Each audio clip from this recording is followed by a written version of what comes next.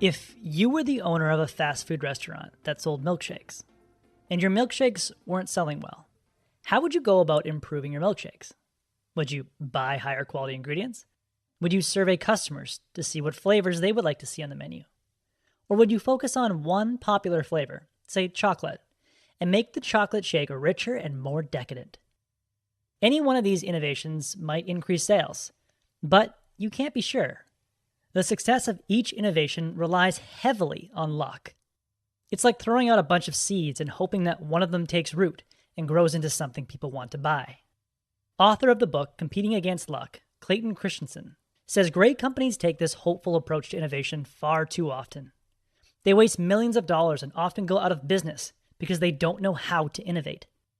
When global executives were recently surveyed by McKinsey, a shocking 94% said they were unsatisfied with their own innovation performance. Author and Harvard professor Clayton Christensen has studied innovation for over 2 decades, and he says that those who fail to innovate are simply asking the wrong question. Instead of asking, how can I get people to buy my product, we need to ask, what job are my customers hiring this product to do?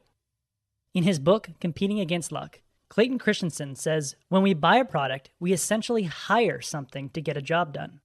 Some jobs are little, like pass the time while waiting in line. Some jobs are big, find a more fulfilling career. Some surface unpredictably, like dress for an out-of-town business meeting after the airline lost my suitcase. And some happen regularly, like pack a healthy, tasty lunch for my daughter to take to school. Right now, you might be hiring this video to feel like you're taking a productive break from work. Now, with this new lens, let's go back to the milkshake problem and ask, what job does a customer hire a milkshake to do? Luckily, in the mid-1990s, 2 fast food consultants from Detroit answered this question for us.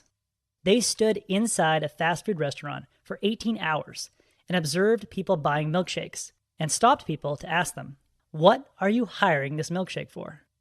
After a puzzled look, a customer would reflect and reveal an answer that was deeper than just satisfy my hunger. One set of customers was hiring a milkshake in the morning, just before going on a long and boring commute to work. They were hiring a milkshake to make the boring ride to work more enjoyable. The milkshakes were thick, so they could last a long time. And it was better to hire a milkshake for the job than to hire a chocolate bar or a bagel or even a bag of carrots.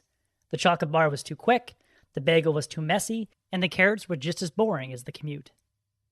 Another set of customers hired milkshakes for an entirely different reason. They hired milkshakes in the afternoon to help them feel like they were being a fun parent. A milkshake allowed a dad or mom to feel like they were doing something nice for their child, like treating their daughter for passing a test at school. The parents were hiring a milkshake instead of hiring an expensive toy or a long movie at the theater, or some other food item that would make them feel guilty, like a bag of gummy bears. And a milkshake would also help keep the child quiet for longer. Now notice how asking the customers what job they were hiring a milkshake to do has provided innovation insights. By learning about the exact circumstance that a customer would pull a milkshake into their life, you and I can uncover specific innovation clues. Innovation is now a matter of improving a specific experience. For the commuters, this could mean making the milkshakes even thicker. It could also mean adding chunks of fruit in with the milkshake to make the drinking experience even more interesting and stimulating. Or you could move the milkshake stand closer to the checkout counter and have pre-mixed milkshakes, since the commuters are probably in a rush and they need to get in and out as fast as possible. For the parents in the afternoon, you could improve the experience by introducing smaller cup sizes, so the parents wouldn't feel as guilty for buying their kid a milkshake. Or you could pair the milkshake with a small toy. Both of these innovations would make the customer more likely to hire your milkshake when they have the job of, I need to give my kid a treat, but I don't have much time and I don't want to spend a bunch of money. Where most innovators would try to make a higher quality milkshake for everyone, the smart innovator focuses on improving an experience for a person in a specific circumstance. Author Clay Christensen and his co-authors have seen this jobs to be done theory revolutionize companies. Christensen says it's been validated and proven in the work of some of the most respected business leaders and innovators. Amazon's Jeff Bezos and Intuit's Scott Cook, for example, as well as in the founding of highly successful entrepreneurial ventures in recent years, like Airbnb. If you have the desire to create an innovative product or improve an existing product in an innovative way, here are 3 steps you can take to rely more on creativity and skill and less on luck. Step 1. Find a job that needs to be done. Aim to understand why you or your customer or your target customer would want to pull the product you're thinking of making into their lives. Don't just focus on the rational reasons like satisfying hunger. Dig deeper and focus on the emotional and social reasons, like those parents who were buying a milkshake to feel like a better parent. When looking for a job to be done, think of yourself as less of an entrepreneur and more of a psychologist. You want to find out what people care about and determine where they specifically want to make progress in their life. Step 2. Document the journey from the moment a customer or potential customer hires the product for the job to the moment that product completes the job or they give up. You want to be like a documentary filmmaker. Your goal is to find out where, when, and what they're doing at the moment they have the desire to hire a product, and then create a storyboard or map of the experience that follows. For the morning commuters who bought the milkshake, this would look like a commuter driving by the fast food restaurant, seeing a sign for a milkshake, buying the milkshake, and drinking it on the way to work. The key is to focus on the obstacles they face and the moments of frustration they endure. Like when the commuter tries to hire a milkshake, but it takes too long to order, and now he or she is late for work. Step 3. Remove the obstacles and remedy the frustrations to create a better experience. In the milkshake example, this was making quick pre-made milkshakes, or making milkshakes even thicker to enhance the experience the customers were looking for.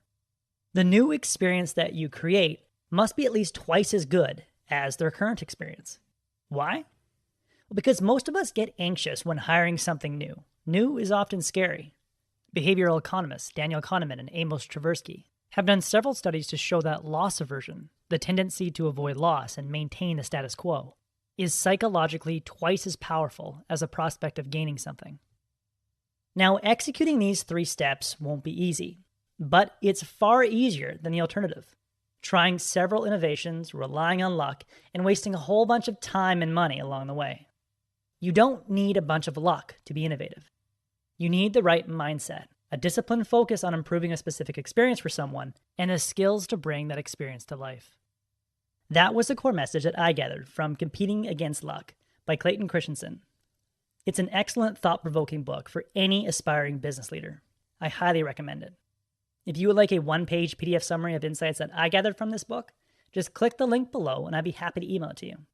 If you already subscribe to the free Productivity Game email newsletter, this PDF is sitting in your inbox. As always, thanks for watching and have yourself a productive week.